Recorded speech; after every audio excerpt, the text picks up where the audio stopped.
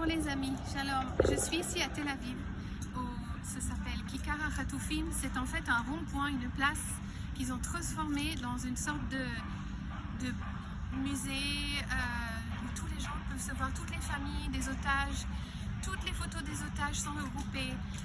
Il y a un hommage qui leur est rendu, il y a des très belles choses d'art et on parle et les familles sont là et c'est un endroit ici pour soutenir la venue des otages, pour ne pas les oublier.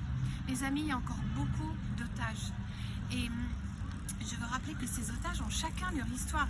Ces otages qui ont été pris dans leur maison ou dans la rue, c'était pas du tout une personne qui a fait du mal, qui a été mise en prison ou qui... Rien à voir à ça. C'est des personnes innocentes comme des enfants, des personnes âgées, des mamans, des pères, des fils. Et on pleure tous.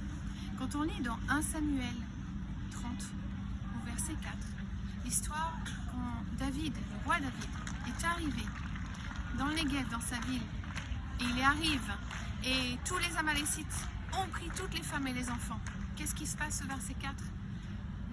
Le peuple n'a même plus de force de pleurer. Même plus de force de pleurer.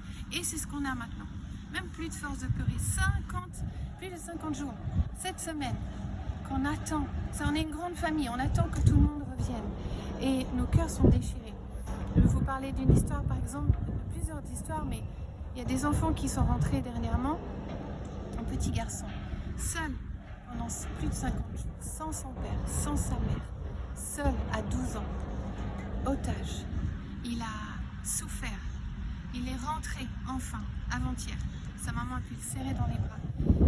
En tant que maman, je ne peux pas imaginer la douleur, le pleur,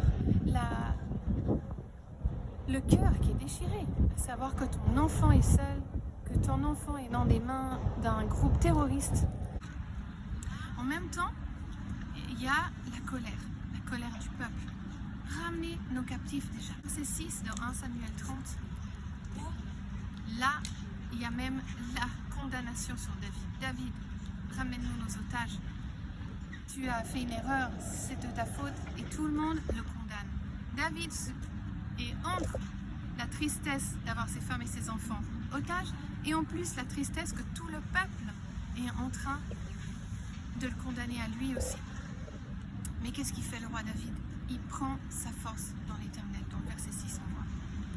Il prend sa force dans l'éternel. Et on veut prier ça en même temps pour ceux qui prennent les vraies décisions maintenant, les grandes décisions, parce qu'il y a des décisions tellement délicates les amis. Des fois la liste des otages arrive et c'était pas ce qu'on avait demandé. Séparer des familles. Il y a un bébé qu'on attend qui a 10 mois à Kfir. Il est toujours pas sur la liste des otages. Il est perdu, on ne le trouve pas.